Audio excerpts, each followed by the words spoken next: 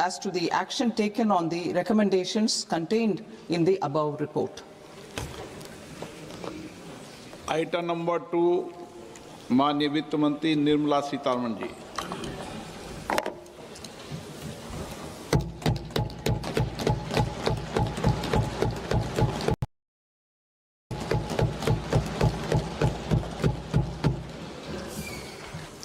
Honorable Speaker, sir, on the sacred occasion of Magh Purnima and the birth anniversary of Guru Ravidas, I present the budget for the year 2026-2027.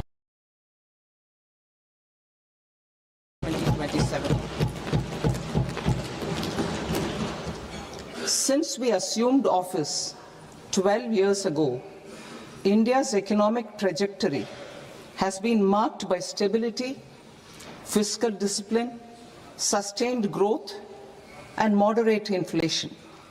This is the result of conscious choices we have made, even in times heightened uncertainty and disruption. Our government, led by Honorable Prime Minister Modi, has decisively and consistently chosen action over ambivalence, reform over rhetoric, and people over populism. We have pursued far-reaching structural reforms, fiscal prudence and monetary stability, whilst maintaining a strong thrust on public investment. Keeping Atmanirbharta as a lodestar, we have built domestic manufacturing capacity, energy security, and reduced critical import dependencies.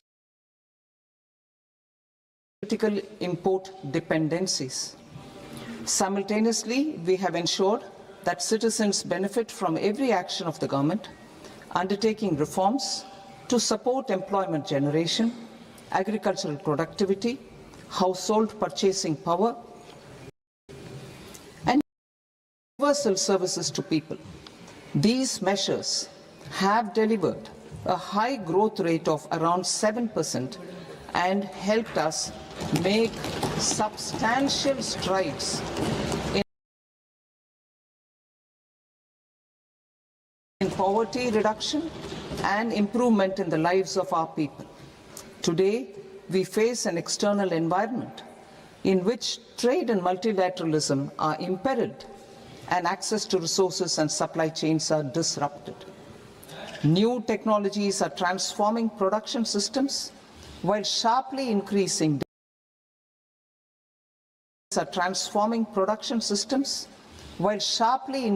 demands on water, energy, and critical minerals. India will continue to take confident steps towards Vikasit Bharat, balancing ambition with inclusion. As a growing economy with expanding trade and capital needs, India must also remain deeply integrated with global markets, exporting more and attracting stable long-term investment. As I begin Part A, I want to express my gratitude to the people for standing firmly with us as we forge our way together towards becoming one of the largest economies of the world.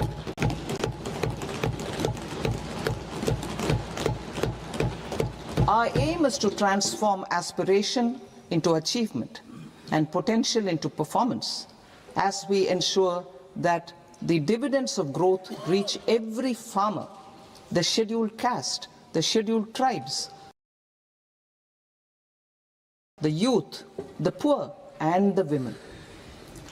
In Vikasit Bharat Young Leaders Dialogue 2026, several innovative ideas were shared with our Prime Minister, which have inspired many of the proposals, making this a unique Yuva Shakti-driven budget.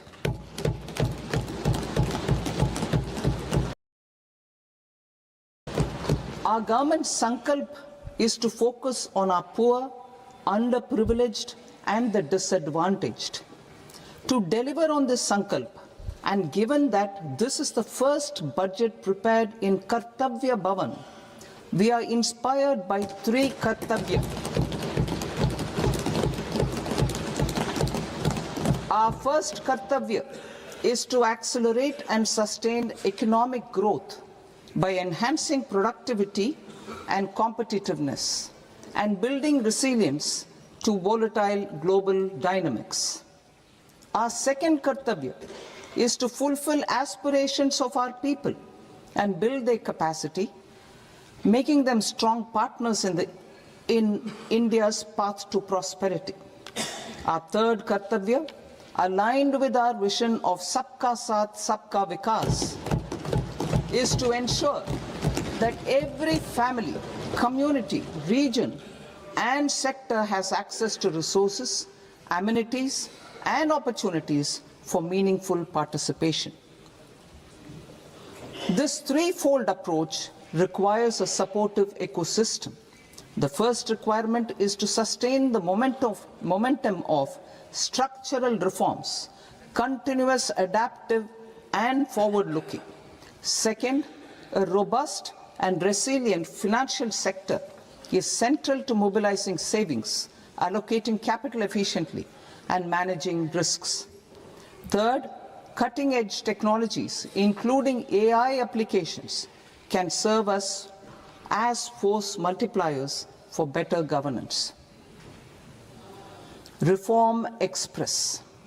Our government has undertaken comprehensive reforms towards creating employment, boosting productivity, and accelerating growth. After the Prime Minister's announcement on Independence Day in 2025, over 350 reforms have been rolled out.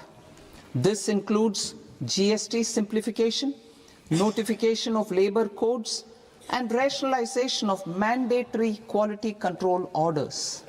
High-level committees have been formed, and in parallel, the central government is working with the state governments on deregulation and reducing compliance requirements. The Reform Express is well on its way and will maintain its momentum to help us fulfill our Kartavya.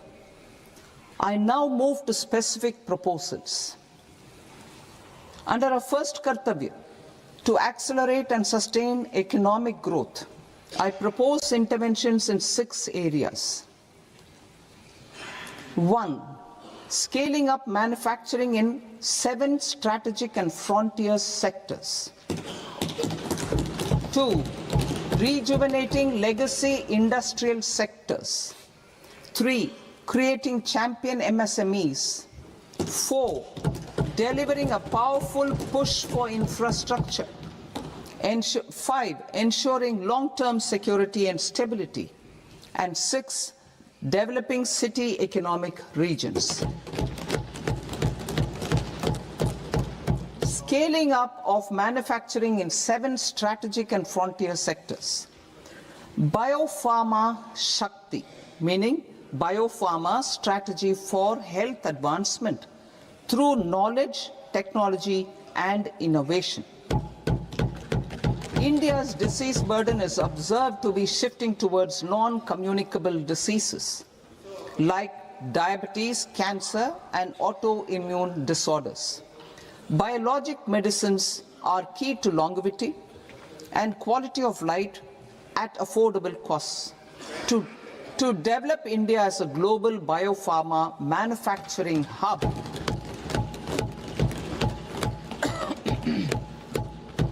I propose the Biopharma Shakti with an outlay of 10,000 crores over the next 5 years. This will build the ecosystem for domestic production of biologics and biosimilars.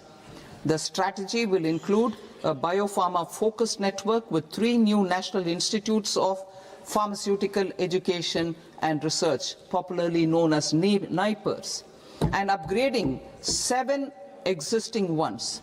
It will also create a network of 1,000 accredited India clinical trials sites We propose to strengthen the Central Drug Standard Control Organization to meet global standards and approve timeframes through and approval timeframes through a dedicated scientific review cadre and specialists. India's Semiconductor Mission 1.0 expanded India's semiconductor sector capabilities. Building on this, we will launch ISM 2.0 to produce equipment and materials, design full-stack Indian IP, and fortify supply chains. We will also focus on industry-led research and training centers to develop technology and skilled workforce. The Electronics Components Manufacturing Scheme, launched in April 2025 with an outlay of 22,919 crores, already has investment commitments at double the targets. We propose to increase the outlay to 40,000 crores to capitalize on this momentum.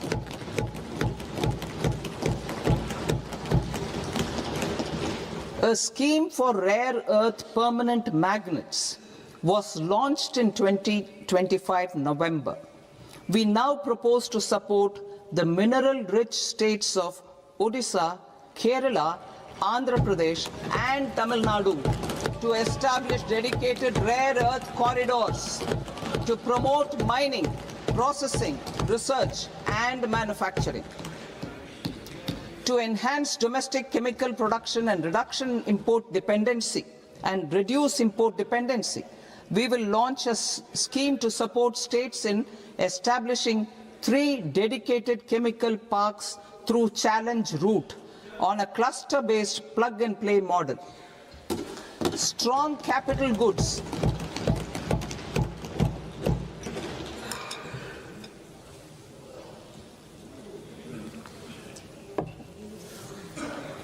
Strong capital goods capability is a determinant of productivity and quality across different sectors.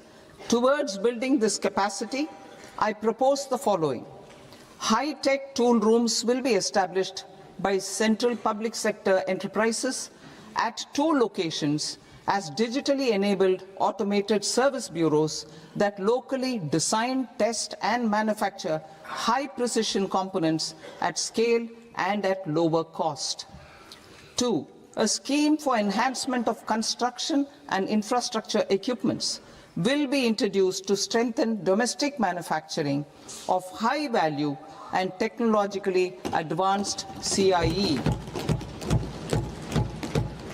This can range from lifts in a multi-storied apartment or firefighting equipment in multiplexes, large or small, and to tunnel boring equipments for building metros and high-altitude roads.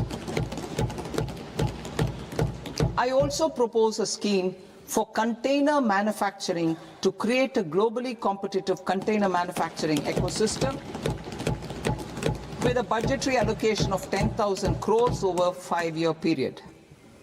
For the labor-intensive textile sector, I propose an integrated program with 5 subparts. 1. The National Fiber Scheme for self-reliance in natural fibers, such as silk, wool, and jute, man-made fibers, and new-age fibers. Textile expansion and employment scheme to modernize traditional clusters with capital support for machinery, technology upgradation, and common testing and certification centers. 3. The National Handloom and Handicraft Program to integrate and strengthen existing schemes and ensure targeted support for weavers and artisans. Tex Eco Initiative to promote globally competitive and sustainable textiles and apparels. Samarth 2.0 to modernize the upgrade the textile skilling ecosystem through collaboration with industry and academic institutions. Further, I propose to set up mega textile parks in challenge mode They can also focus on bringing value addition to technical textiles. I propose to launch the Mahatma Gandhi Gram Swaraj initiative to strengthen khadi, handloom and handicrafts. This will help in global market linkage and branding. It will streamline and support training, skilling, quality of process and production.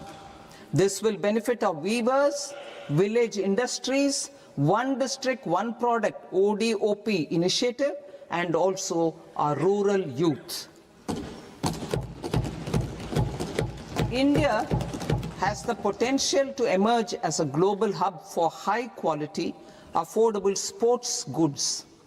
I propose a dedicated initiative for sports goods that will promote manufacturing, research and innovation in equipment design as well as material sciences. Rejuvenation of legacy industrial clusters. I propose to introduce a scheme to revive 200 legacy industrial clusters to improve their cost competitiveness and efficiency through infrastructure and technology upgradation. Creating champion SMEs and supporting micro enterprises. Recognizing MSMEs as a vital engine of growth, I propose a three-pronged approach to help them grow as champions. Equity support. I propose to introduce a dedicated 10,000 crores SME growth fund to create future champions, incentivizing enterprises based on select criteria. I also propose to top up the Self-Reliant India Fund set up in 2021 with 2,000 crores to continue support to micro enterprises and maintain their access to risk capital. Liquidity support. With TREDS, more than 7 lakh crore has been made available to MSMEs. To leverage its full potential, I propose 4 measures. 1. Mandate TREDS as the transaction settlement platform for all purchases from MSMEs by CPSEs, serving as a benchmark for other corporates. 2. Introduce a credit guarantee support mechanism through CGT-MSE for invoice discounting on TREDS platform. 3. Link GEM with TREDS for sharing information with financiers about government purchases from MSMEs, encouraging cheaper and quicker financing. 4. Introduce TREDS receivables as asset-backed securities, helping develop a secondary market, enhancing liquidity and settlement of transactions. Professional support. Government will facilitate professional institutions such as the ICAI, ICSI, ICMAI to design short-term modular courses and practical tools to develop a cadre of corporate mitras, especially in Tier 2 and Tier 3 towns. These accredited para-professionals will help MSMEs meet compliance requirements at affordable costs. Infrastructure. During this past decade, our government has undertaken several initiatives for large-scale enhancement of public infrastructure, including through new financing instruments such as Infrastructure Investment Trust (InvITs) and Real Estate Investment Trust (REITs), and institutions like NIIF and NABFID. We shall continue to focus on developing infrastructure in cities with over 5 lakh population, that is Tier 2, Tier 3 cities, which have expanded to become growth centers. Public capital expenditure has increased manifold from 2 lakh crore in 2014-15 to an allocation of 11.2 lakh crore in BE 25-26. In this coming year, that is financial year 2026-27, I propose to increase it to 12.2 lakh crores to continue the momentum. To strengthen the confidence of private developers regarding risks during infrastructure development and construction phase, I propose to set up an infrastructure risk guarantee fund to provide prudentially calibrated partial credit guarantee to lenders. Over the years, RITES have emerged as a successful instrument for asset monetization.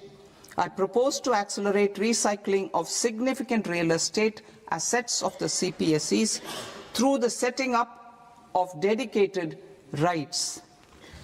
To promote environmentally sustainable movement of cargo, I propose to 1. Establish new dedicated freight corridors connecting Dankuni in the east to Surat in the west. Operationalize 20 new national waterways over the next 5 years.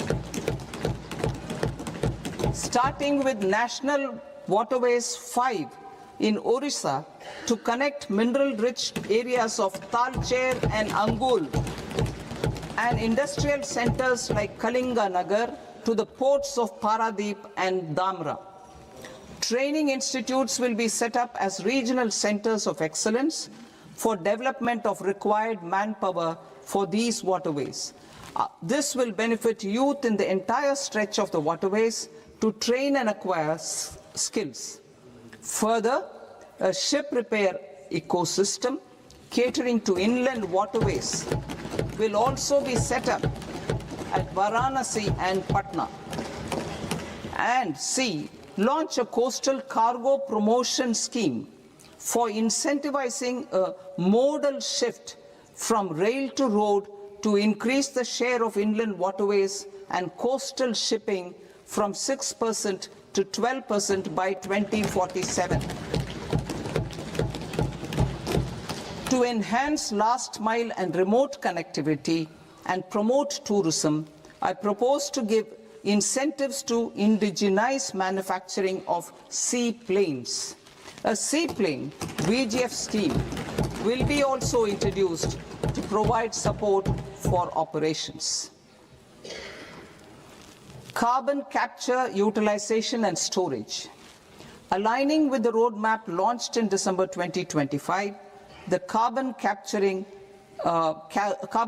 utilization and storage technologies at scale will achieve higher readiness and in end-use application across 5 industrial sectors, including power, steel, cement, refineries, and chemicals. An outlay of 20,000 crore is proposed over the next 5 years for this purpose. City economic regions. Cities are India's engines of growth, innovation, and opportunities.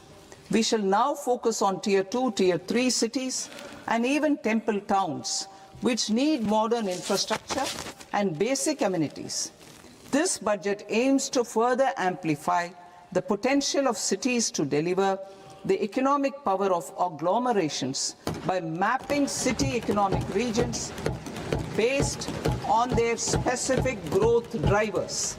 An allocation of 5,000 crore per CER over 5 years is proposed for implementing their plans through a challenge mode with a reform-cum-result-based financing mechanism.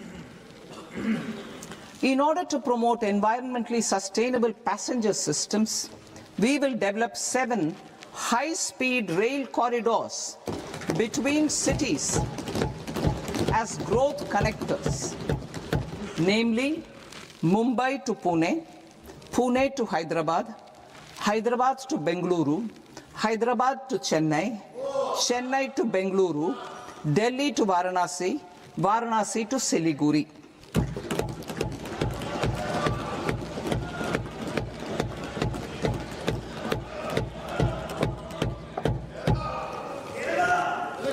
Financial sector.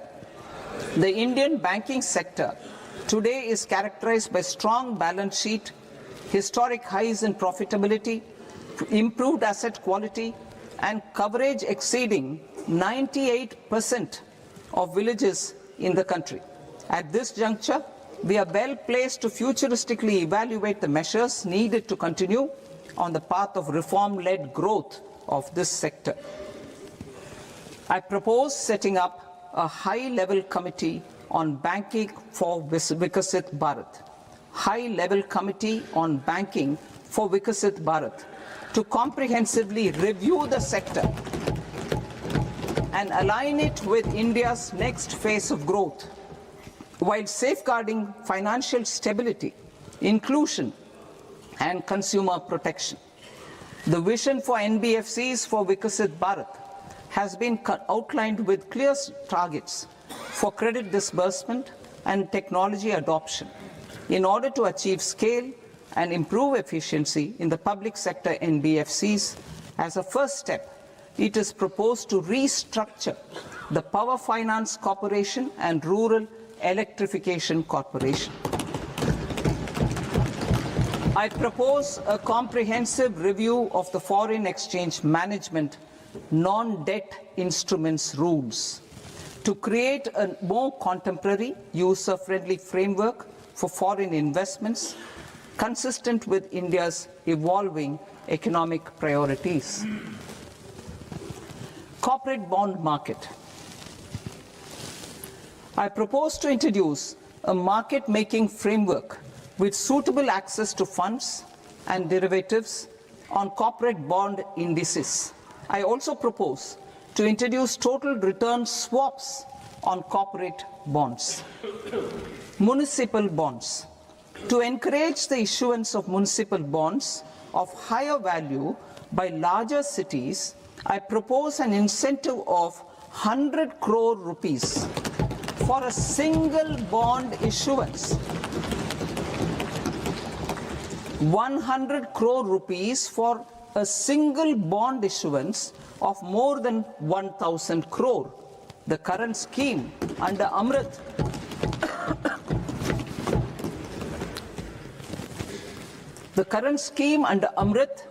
which incentivizes issuances up to 200 crores only, will also continue to support smaller and medium towns.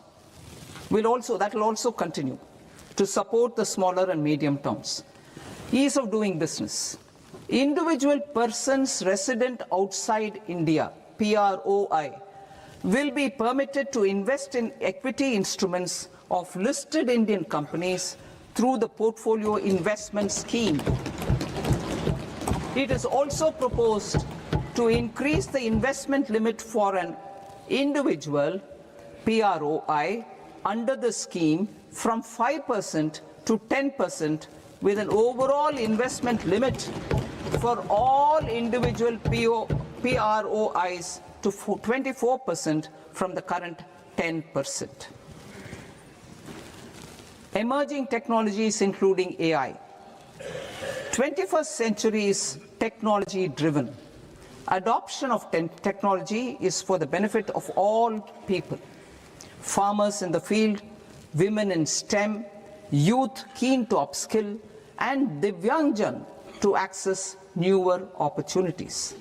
The government has taken several steps to support new technologies through AI Mission, National Quantum Mission, Anusandhan National Research Fund, and Research and Development and Innovation Fund. Our second kartavya is to fulfill aspirations and build capacities. Close to 25 crore individuals have come out of multi-dimensional poverty through a decade of our government's sustained and reform-oriented efforts.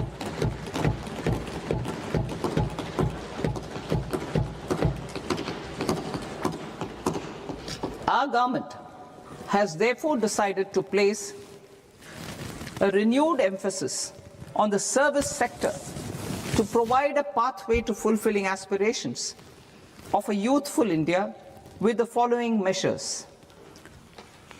I propose to set up a high-powered Education to Employment and Enterprises Standing Committee to recommend measures that focus on services sector as a core driver of Vikasit Bharat.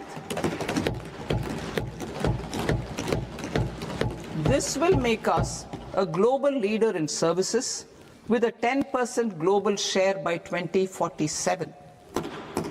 The committee will prioritize areas to optimize the potential for growth, employment, and exports.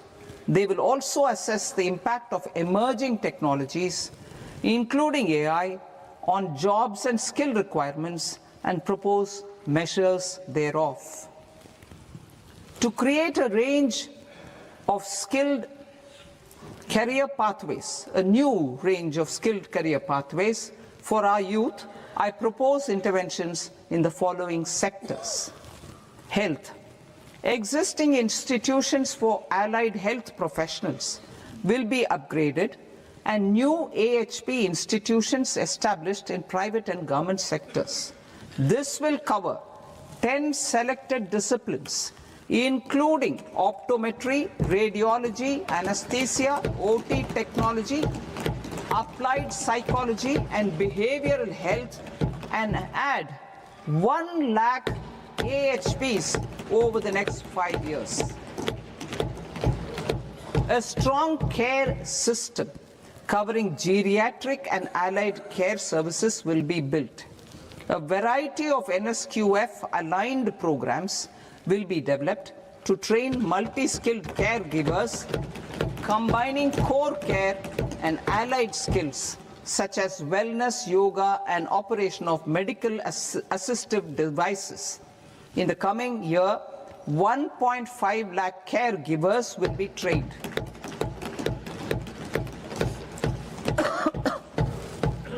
Hubs for medical value tourism.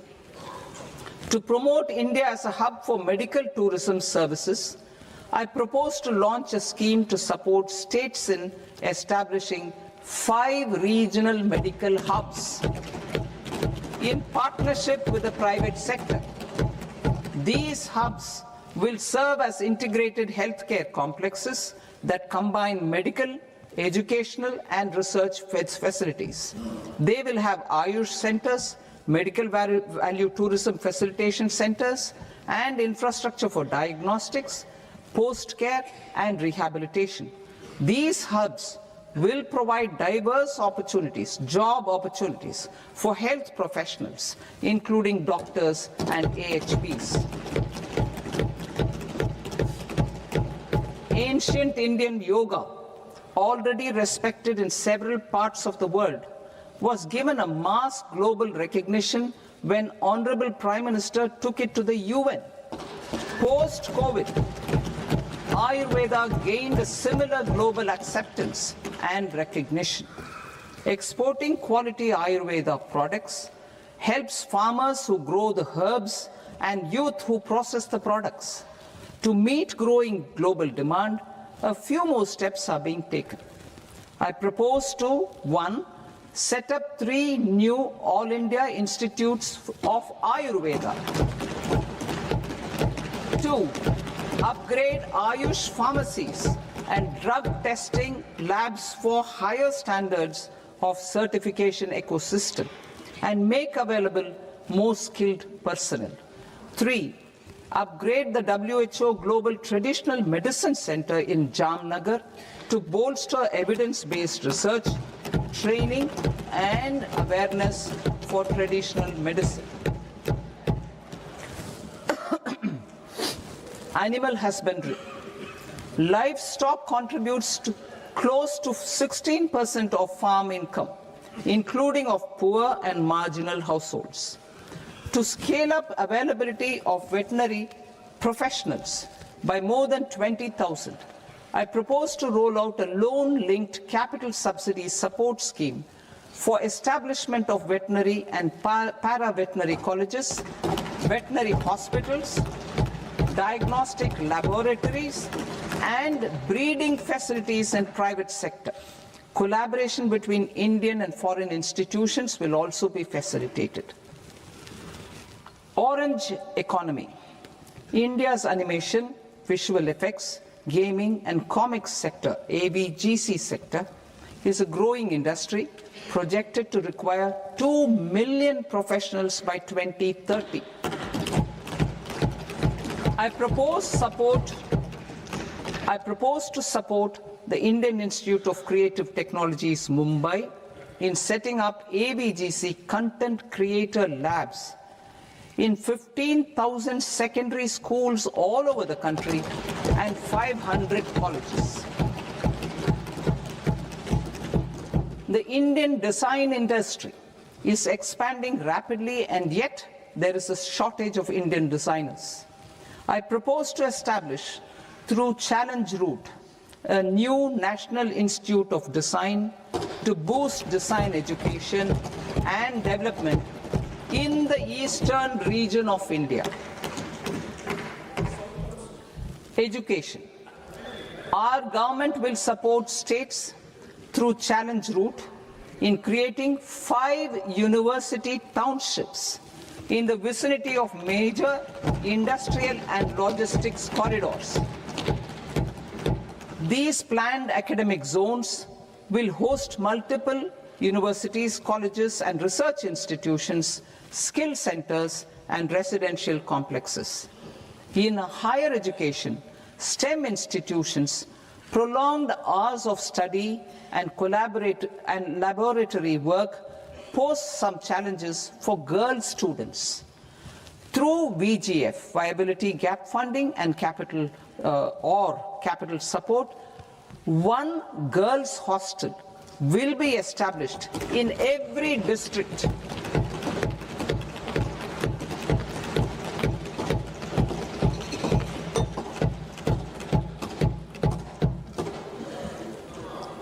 To promote astrophysics and astronomy via immersive experiences. 4 telescope infrastructure facilities will be set up or upgraded. The National Large Solar Telescope, the National Large Optical Infrared Telescope, the Himalayan Chandra Telescope, and the Cosmos 2 Planetarium. Tourism.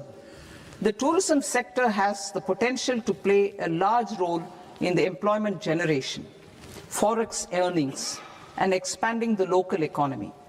I propose to set up a National Institute of Hospitality by upgrading the existing National Council for Hotel Management and Catering Technology.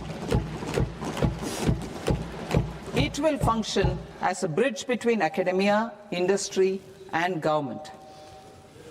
I also propose a pilot scheme for upskilling 10,000 guides in 20 iconic tourist sites through a standardized, high-quality, 12-week training course in hybrid mode in collaboration with the Indian Institute of Management.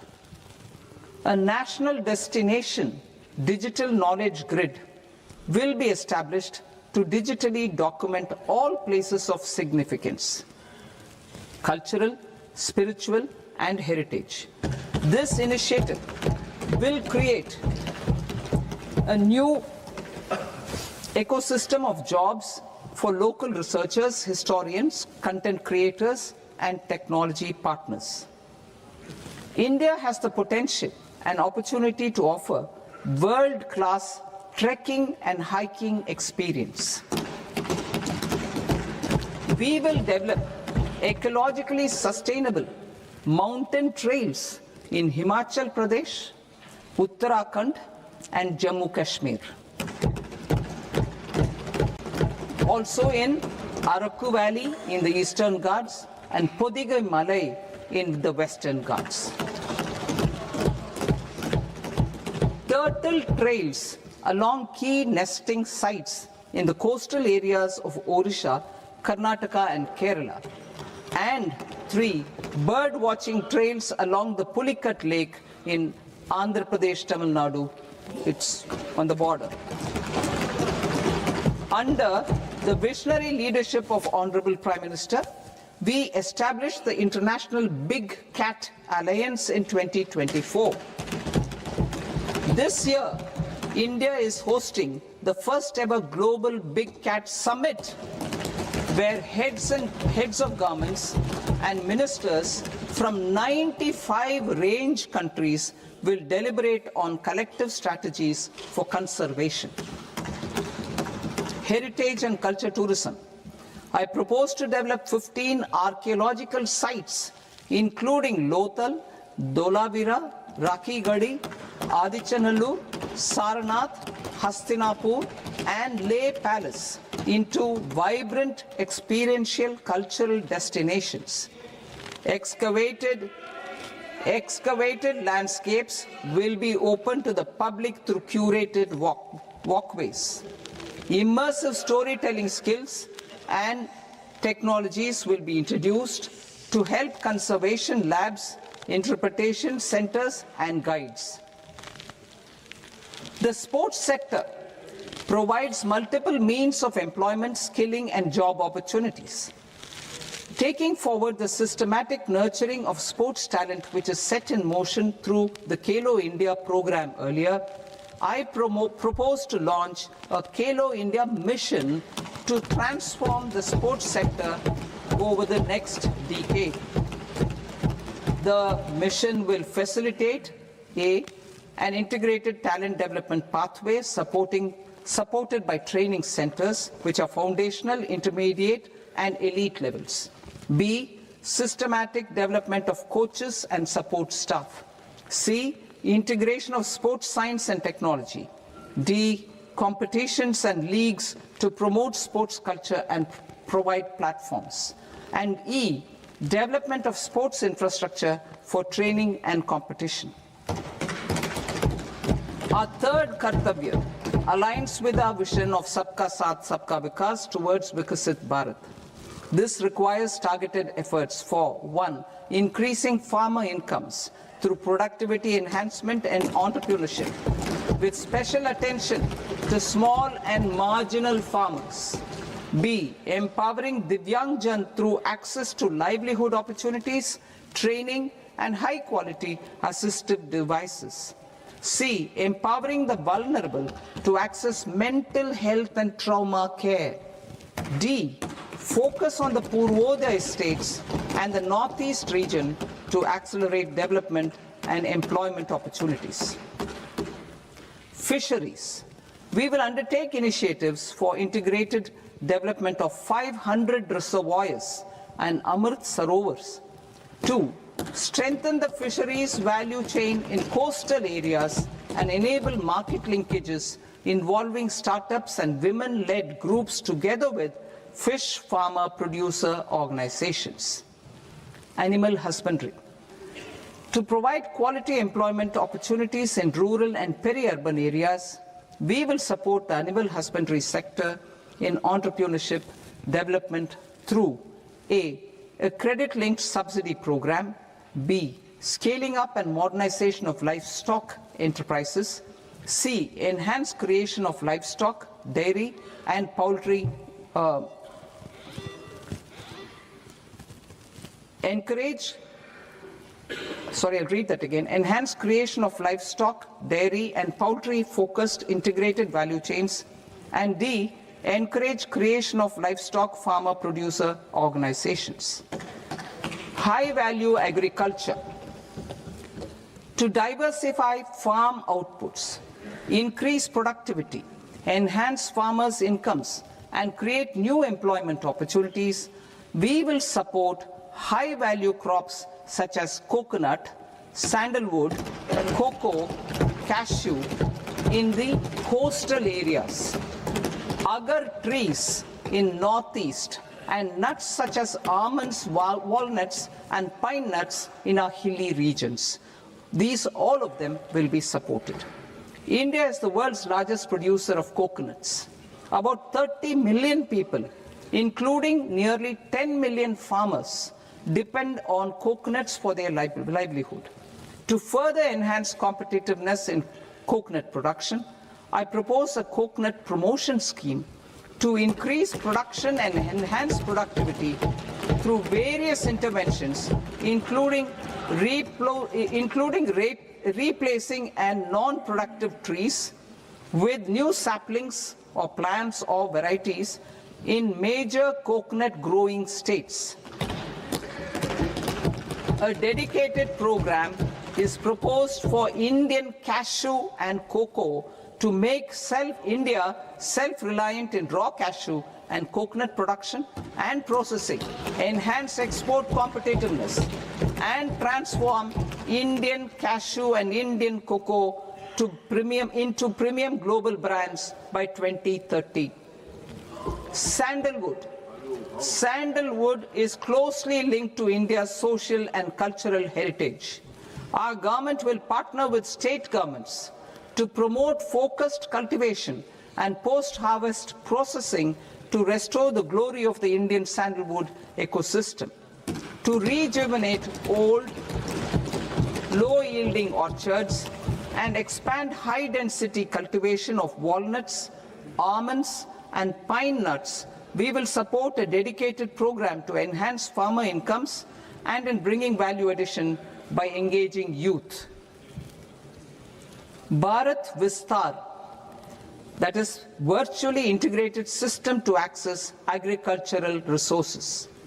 I propose to launch Bharat Vistar, a multilingual AI tool that shall integrate the AgriStack portals and the ICAR package on agricultural practices with AI systems.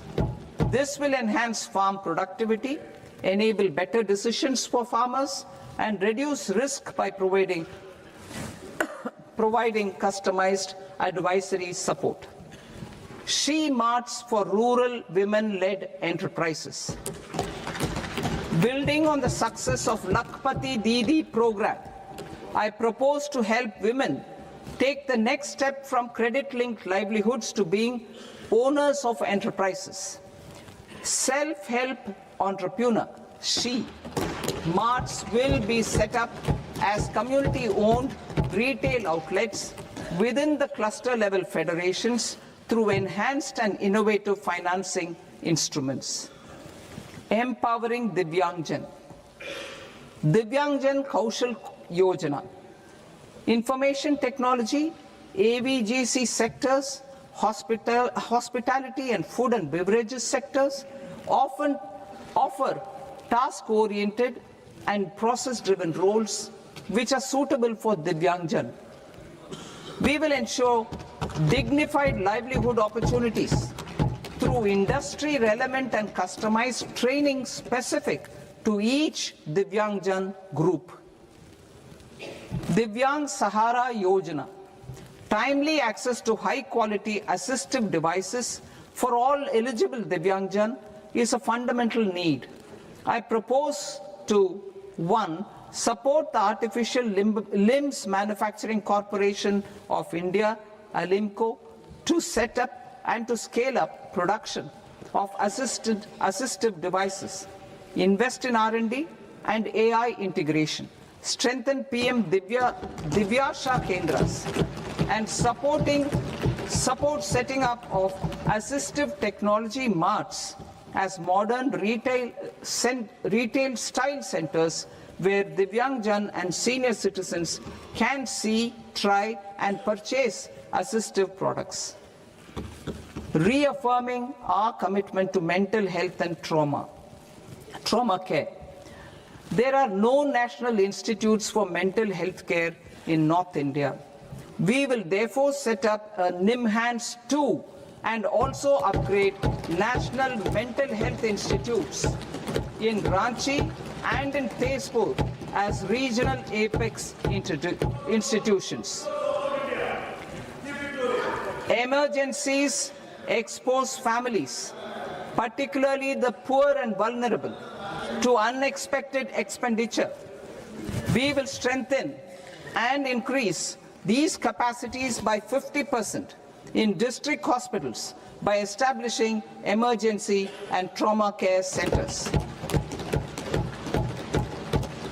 Focus on Purvodaya states and northeastern regions. Purvodaya, I propose the development of an integrated East Coast industrial corridor with a well-connected node at Durgapur, creation of 5 tourism destinations in 5 Purvodaya states, and the provision of 4,000 e-buses. Buddhist sites in northeastern region. The northeastern region is a civilizational confluence of Theravada and Mahayana or Vajrayana traditions. I propose to launch a scheme for development of Buddhist circuits in Arunachal Pradesh, Sikkim, Assam, Manipur, Mizoram, and Tripura. The scheme will cover preservation of temples and monasteries, pilgrimage interpretation centers, connectivity, and pilgrim amenities. 16th Finance Commission. On 17th November 2025, the 16th Finance Commission submitted its report to the President. As mandated under Article 281 of the Constitution, the government is to lay the report along with the explanatory memorandum on the action taken report on the recommendations of the Commission in Parliament, which, Sir, Honourable Speaker, you've allowed me to do at the commencement of this session. The government has accepted the recommendation of the Commission to retain the vertical share of devolution at 41%. As recommended by the Commission, I have provided 1.4 lakh crores of rupees to the states for the year 2026-2027 as Finance Commission grants. These include rural and urban local body and disaster management grants. Fiscal consolidation. Government has been delivering on our fiscal commitments consistently without compromising on social needs. To strive towards accepted standards of fiscal management in Budget 25-26, I had indicated that the central government would target reaching a debt to GDP ratio of 50 plus or minus 1% by 2030-31. In line with this, the debt to GDP ratio is estimated to be 55.6% of GDP in BE 26-27. compared to 56.1% of GDP in RE 25-26. A declining debt to GDP ratio will gradually free up resources for priority sector lending and expenditure by reducing the outgo on interest payments. One of the main operational instruments for debt targeting is the fiscal deficit. I am happy to inform this august House that I fulfilled my commitment made in 2021-2022 to reduce fiscal deficit below 4.5% of GDP by 25-26. In RE 25-26, the fiscal deficit has been estimated at par with BE of 2025-26 at 4.4% of GDP. In line with the new fiscal prudence path of debt consolidation, the fiscal deficit in BE 26-27 is estimated to be 4.3% of the GDP.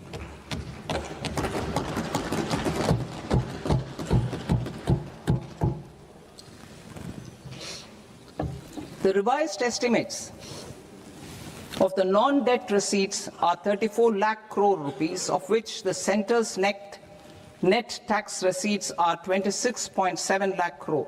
The revised estimate of the total expenditure is 49.6 lakh crore rupees, of which the capital expenditure is about 11 lakh crores. Budget estimates 2026 to 2027. Coming to 26-27, the non-debt receipts and the total expenditure are estimated as 36.5 lakh crore and 53.5 lakh crore respectively. The centre's net tax receipts are estimated at 28.7 lakh crore rupees. To finance the fiscal deficit, the net market borrowings from dated securities are estimated at 11.7 lakh crore rupees.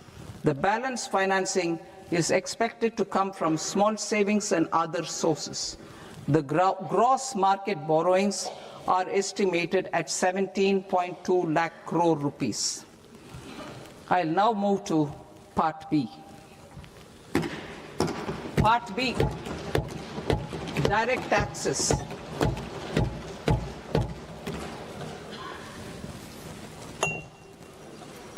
Honorable Speaker, sir, I now present my proposals on direct taxes. New Income Tax Act. In July 2024, I announced a comprehensive review of the Income Tax Act 1961. This was completed in a record time, and the Income Tax Act 2025 will come into effect from 1st April 2026. The simplified income tax rules and forms will be notified shortly, giving adequate time to taxpayers to acquaint themselves with its requirements. The forms have been redesigned such that ordinary citizens can comply without difficulty. Ease of living. I propose that any interest awarded by the Motor Accident Claims Tribunal to a natural person will be exempt from income tax, and any TDS on this account will be done away with. I propose to reduce TCS rate on the sale of overseas tour program package from the current 5% and 20% to 2% without any stipulation of amount. I propose to reduce TCS rate for pursuing education and for medical purposes under the Liberalized Remittance Scheme, popularly known as LRS, from 5% to 2%. Supply of manpower services is proposed to be specifically brought within the ambit of payment to contractors for the purpose of TDS to avoid ambiguity. Thus, TDS on these services will be at the rate of either 1% or 2% only. I propose a scheme for small taxpayers, wherein a rule-based automated process will enable obtaining a lower or nil deduction certificate instead of filing an application with the assessing officer. For the ease of taxpayer holding securities in multiple companies, I propose to enable depositories to accept Form 15G or Form 15H from the investor and provide it directly to various relevant companies. I propose to extend time available for revising returns from 31st December to up to 31st March with the payment of a nominal fee. I also propose to stagger the timeline for filing of tax returns. Individuals with ITR 1 and ITR 2 returns will continue to file till 31st July, and non-audit business cases or trusts are proposed to be allowed time till 31st August. TDS on sale of immovable property by a non-resident is proposed to be deducted and deposited through resident buyers and his or her PAN-based challan instead of requiring a TAN, which is a temporary accounting number. To address practical issues of small taxpayers like students, young professionals, tech employees, relocated NRIs, and such others, I propose to introduce a one-time 6-month foreign asset disclosure scheme for these taxpayers to disclose income or assets below a certain size. This scheme would be applicable for two categories of taxpayers, namely, A, who did not disclose their overseas income or assets, and B, who disclosed their overseas income and or paid due tax but could not declare the asset acquired. For category A, the limit of undisclosed income or asset is proposed to be up to 1 crore rupees. they need to pay 30% of fair market value of asset or 30% of undisclosed income as tax and 30% as additional income tax in lieu of penalty and would thereby get immunity from prosecution. For category B, asset value is proposed to be up to 5 crore rupees. Here, immunity from both penalty and prosecution will be available with a payment of fee of 1 lakh rupees. Rationalizing penalty and prosecution. Multiplicity of proceedings are hindrance to the ease of doing business. I propose to integrate assessment and penalty proceedings by way of a common order for both. There will be no interest liability on the taxpayer on the penalty amount for the period of appeal before the first appellate authority, irrespective of the outcome of appeal process. Further, quantum of prepayment is being reduced from 20% to 10% and will continue to be calculated only on core tax demand. As an additional measure for reducing litigation, I propose to allow taxpayers to update their returns even after reassessment proceedings have been initiated, and an additional 10% tax rate over and above the rate applicable for the relevant year. The assessing officer will then use only this updated return in his proceedings. There is already a framework for immunity from penalty and prosecution in the cases of underreporting. I propose to apply this framework for immunity to misreporting too. However, in such a case, the taxpayer will need to pay 100% of the tax amount as an additional income tax over and above the tax and interest due. Penalties for certain technical defaults, such as failure to get accounts audited, non-furnishing of transfer pricing audit report, and default in furnishing statement for financial transactions are proposed to be converted into fee.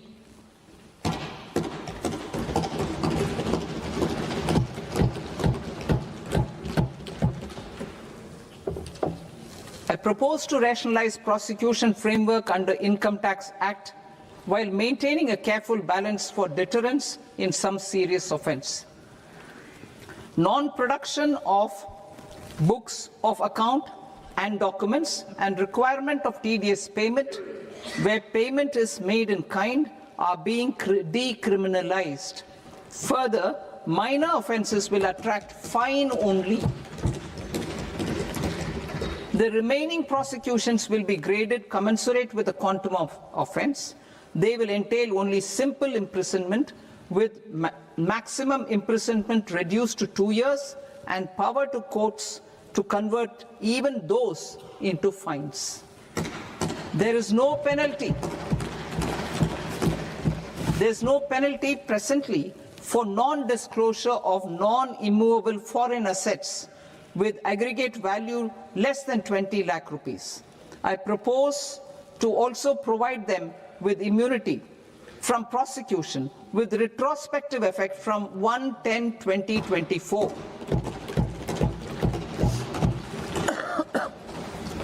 Cooperatives. Deduction is already allowed to a primary cooperative society engaged in supplying milk, oilseeds, fruits or vegetables raised or grown by its members. I propose to extend this deduction to also include supply of cattle feed and cotton seed produced by its members. I propose to allow inter-cooperative society dividend income as deduction under the new tax regime to the extent it is further distributed to its members. I further propose to allow exemption for a period of 3 years to dividend income received by a notified national cooperative federation on their investments made in companies up to 31/1/2026.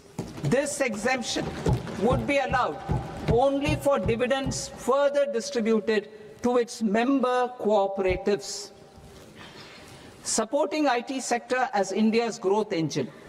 India is a global leader in software development services, IT-enabled services, knowledge process outsourcing services, and contract R&D services relating to software development. These businesses and their segments are quite interconnected with each other. All these services are proposed to be clubbed under a single category of information technology services with a common safe harbor margin of 15.5% applicable to all. The threshold for availing safe harbor for IT services is being enhanced substantially from 300 crore rupees to 2,000 crore rupees. Safe harbor for IT services shall be approved by an automated rule-driven process without any need for tax officer to examine and accept the application. Once applied by an IT services company, the same safe harbor can be continued for a period of 5 years at a stretch at its choice. For IT services companies who want to conclude advanced pricing agreement, APA, I propose to fast-track unilateral APA process for IT services and endeavor to conclude it within a period of 2 years. The period of 2 years can be extended by a further period of 6 months on taxpayers' request. I propose to extend the facility of modified returns available to the entity entering APA to its associated entities also. Attracting global business and investment. Recognizing the need to enable critical infrastructure and boost investment in data centers, I propose to provide tax holiday till 2047 to any foreign company that provides cloud services to customers globally by using data center services from India. It will, however, need to provide services to Indian customers through an Indian reseller entity. I also propose to provide a safe harbor of 15% on cost in case the company providing data center services from India is a related entity. To harness the efficiency of just-in-time logistics for electronic manufacturing, I propose to provide safe harbor to non-residents for component warehousing in a bonded warehouse at a profit margin of 2% of the invoice value. The resultant tax of about 0.7% will be much lower than in competing jurisdictions. To provide fillip to toll manufacturing in India, I propose to provide exemption from income tax for 5 years to any non-resident who provides capital goods, equipment, or tooling to any toll manufacturer in a bonded zone. To encourage vast pool of global talent to work in India for a longer period of time, I propose to provide exemption to global, non-India sourced income of a non-resident expert for a stay period of 5 years under notified schemes. I propose to provide exemption from minimum alternate tax, the MAT, to all non-residents who pay tax on presumptive basis. Tax administration. I propose to constitute a joint committee of Ministry of Corporate Affairs and Central Board of Direct Taxes for incorporating the requirements of income computation and disclosure standards, the ICDS, in the Indian Accounting Standards, IND AS itself. Separate accounting requirement based on ICDS will be done away with from the tax year 27-28. To support Prime Minister Modi's vision of homegrown accounting and advisory firms to become global leaders, I propose to rationalize the definition of accountant for the purposes of safe harbor rules. Other tax proposals. Change in taxation of buyback was brought in to address the improper use of buyback route by promoters. In the interest of minority shareholders, I propose to tax buyback for all types of shareholders as capital gains. However, to disincentivize misuse of tax arbitrage, promoters will pay an additional buyback tax. This will make effective tax 22% for corporate promoters. For non-corporate promoters, the effective tax will be 30%. TCS rate for sellers of specific goods, namely alcoholic liquor, scrap and minerals, will be rationalized to 2%, and that on tendu leaves will be reduced from 5% to 2%. I propose to raise the STT on futures to 0.05% from the present 0.02%. STT on options premium and exercise of options are both proposed to be raised to 0.15% from the present rate of 0.1% and 0.125% respectively. We reformed the taxation landscape for corporates in 2019 by providing them a simplified regime with lower tax rate so that they could productively focus on business rather than on claim of deductions and exemptions. To encourage companies to shift to the new regime, set off of brought forward MAT credit, minimum alternate tax credit, is proposed to be allowed to companies only in the new regime. Set off using available MAT credit is proposed to be allowed to an extent of 1/4 of the tax liability in the new regime. MAT is proposed to be made final tax, so there will be no further credit accumulation from 1st April 2026. In line with this change, the rate of final tax is being reduced to 14% from the current MAT rate of 15%. The brought forward MAT credit of taxpayers accumulated till 30th March 2026 will continue to be available to them for set-off as above. Indirect taxes. I shall now take up proposals related to indirect taxes.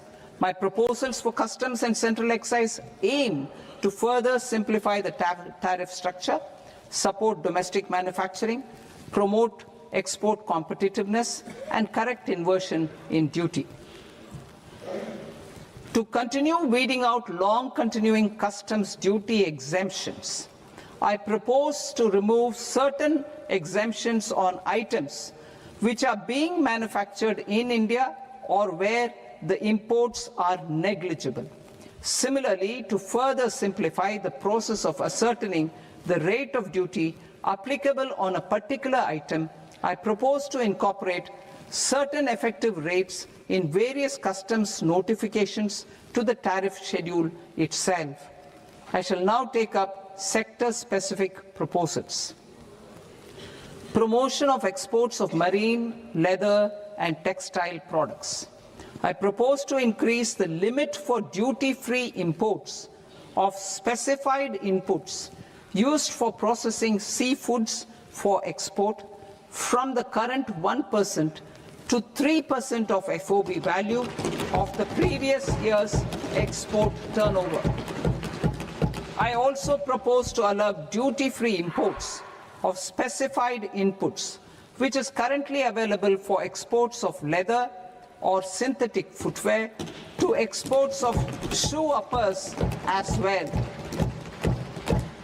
I propose to extend the time period for export of final product from the existing 6 months to 1 year for exporters of leather or textile garments, leather or synthetic footwear, and other leather products. Energy transition and security. I propose to extend the basic customs duty exemption given to capital goods used for manufacturing lithium-ion cells for batteries to those used for manufacturing lithium-ion cells for battery energy storage systems also. I propose to exempt basic customs duty on import of sodium antimonate for use in manufacture of solar glass. Nuclear power. I propose to extend the existing basic customs duty exemption on imports of goods required for nuclear power projects till the year 2035 and expand it for all nuclear plants irrespective of their capacity. Critical minerals. It is proposed to provide basic customs duty exemption to the import of capital goods required for the processing of critical minerals in India. Biogas blended CNG. I propose to exclude the entire value of biogas while calculating the central excise duty payable on biogas blended CNG. Civil and defense aviation. I propose to exempt basic customs duty on components and parts required for the manufacture of civilian training and other aircrafts. It is proposed to exempt basic customs duty on raw materials imported for the manufacture of parts of aircraft to be used in maintenance, repair, or overall requirements by units in the defense sector. Electronics. To deepen value addition in the consumer electronics sector, I propose to exempt basic customs duty on specified parts used in the manufacture of microwave ovens. Special economic zone. To address the concerns arising about utilization of capacity by manufacturing units in the special economic zones due to global trade disruptions, I propose as a special one-time measure to facilitate sales by eligible manufacturing units in SEZs to the domestic tariff area at concessional rates of duty. The quantity of such sales will be limited to a prescribed proportion of their exports. Necessary regulatory changes will be undertaken to operationalize the measures while ensuring level playing field for the units working in the DTA. Ease of living. To rationalize the customs duty structure for goods imported for personal use, I propose to reduce the tariff rate on all dutiable goods imported for personal use from 20% to 10%. To provide relief to patients, particularly those suffering from cancer, I propose to exempt basic customs duty on 17 drugs or medicines. I propose also to add 7 more rare diseases for the purposes of exempting import duties on personal imports of drugs, medicines, and food for special medical purposes used in their treatment. Customs process. India's role and share in the global trade is poised for a major leap in line with our ambition and journey towards Viksit Bharat. In this regard, I propose many measures for custom processes to have minimal intervention for smoother and faster movement of goods and greater certainty to the trade. Trust-based systems. I propose to enhance duty deferral period for Tier 2 and Tier 3 authorized economic operators, known as AEOs, from 15 days to 30 days. I propose to provide eligible manufacturer importers the same duty deferral facility. This should encourage them to get themselves accredited as a full-fledged Tier 3 AEO in due course. To provide greater certainty and for better business planning, I propose to extend validity period of advance ruling binding on customs from the present 3 years to 5 years. In the spirit of the whole of government approach,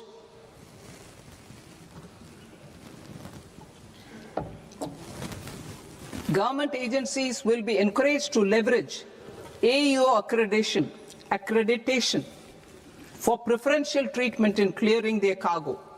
Regular importers with trusted long-standing supply chains will be recognized in the risk system so that the need for verification of their cargo every time can be minimized. Export cargo using electronic sealing. Export cargo using electronic sealing will be provided through clearance from the factory premises to the ship. For import of goods not needing any compliance, filing of bill of entry by a trusted importer and arrival of goods will automatically notify customs for completing their clearance formalities. This will enable goods to be released immediately on arrival. The customs warehouse framework will be transformed into a warehouse operator-centric system with a self-declarations, electronic tracking, and risk-based audit. These reforms will move away from the current system of officer-dependent approvals and reduce transaction delays and compliance costs. Ease of doing business. Approvals required for cargo clearance from various government agencies will be seamlessly processed through a single and interconnected digital window by the end of the financial year. Processes involved in clearance of food, drugs, plant, and animal and wildlife products, accounting for about 70% of interdicted cargo, will be operationalized on this system by April 2026 itself. For goods not having any compliance requirement, clearance will be done by customs immediately after online registration is completed by the importer, subject to the payment of duty. Customs integrated system will be rolled out in 2 years as a single integrated and scalable platform for all customs processes. Utilization of non-intrusive scanning with advanced imaging and AI technology for risk assessment will be expanded in a phased manner with the objective to scan every container across all the major ports. New export opportunities to support Indian fishermen to fully harness the economic value of marine resources beyond our territorial waters. The following measures will be taken. A. Fish catch by an Indian fishing vessel in exclusive economic zone or on the high seas will be made free of duty. Landing of such fish on foreign port will be treated as export of goods. Safeguards will be put in place to prevent misuse during fish catch, transit, or transshipment. To support aspirations of India's small businesses, artisans, and startups to access global markets through e-commerce, I am pleased to announce complete removal of the current value cap of 10 lakh rupees per consignment on courier exports. In addition, handling of rejected and returned consignments will be improved with effective use of technology for identifying such consignments. I propose to revise provisions governing baggage clearance during international travel to address genuine concerns of passengers. The revised rules will enhance duty-free allowances in line with the present-day travel realities and provide clarity in temporary carriage of goods brought in or taken out. There are honest... मत संख्या number मानयोग वित्त मंत्री जी मत संख्या number 3 sir कि मैं आप जी दी आज्ञा नाल मेरे नाम दे इस सामने रखे इस सदन दे विच विभाग 3 जो कि FRBM बिल दे नाल संबंधित है मैं इस दे संबंध विच मैं सदन दे विच रखदी हां ਮੈਂ ਆਪ ਜੀ ਦੀ ਆਗਿਆ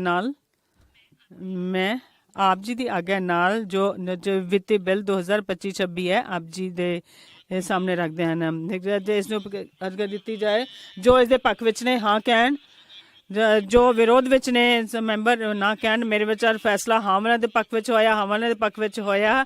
ਇਸ ਨੂੰ ਮਨਜ਼ੂਰੀ ਦਿੱਤੀ ਜਾਂਦੀ ਹੈ। ਮਾਨਯੋਗ ਮੰਤਰੀ ਜੀ, ਤੁਸੀਂ ਬਿੱਲ ਪੇਸ਼ ਕਰ ਰਹੇ ਹੋ। ਸਰ, ਮੈਂ ਬਿੱਲ ਪੇਸ਼ ਕਰਦੀ ਹਾਂ। ਮਾਨਯੋਗ ਮੈਂਬਰ ਜੋ ਇਸ ਨੂੰ ਪੇਸ਼ ਕੀਤਾ ਜਾਂਦਾ ਕਿ ਮਾਨਯੋਗ ਵਿੱਤ ਮੰਤਰੀ ਜੀ ਦੇ ਬਜਟ ਭਾਸ਼ਣ ਦੀ ਕਾਪੀ ਜੋ ਪਬਲੀਕੇਸ਼ਨ ਕਾਊਂਟਰ ਨੂੰ ਦਿੱਤੀ ਜਾਂਦੀ ਹੈ। ਬਜਟ ਭਾਸ਼ਣ ਅਤੇ ਬਜਟ ਨਾਲ ਸੰਬੰਧਿਤ ਦਸਤਾਵੇਜ਼ ਤੁਹਾਡੇ ਜੋ ਮੋਬਾਈਲ ਫੋਨ ਅਤੇ ਮੈਂਬਰ ਪੋਰਟਲ 'ਤੇ ਵੀ ਉਪਲਬਧ ਨੇ। ਸਭਾ ਦੀ ਕਾਰਵਾਈ ਕੱਲ ਸੋਮਵਾਰ ਮਿਤੀ 2 ਫਰਵਰੀ 2026 ਨੂੰ ਸਵੇਰੇ 11 ਵਜੇ ਤੱਕ ਲਈ ਮੁਲਤਵੀ ਕੀਤੀ ਜਾਂਦੀ ਹੈ।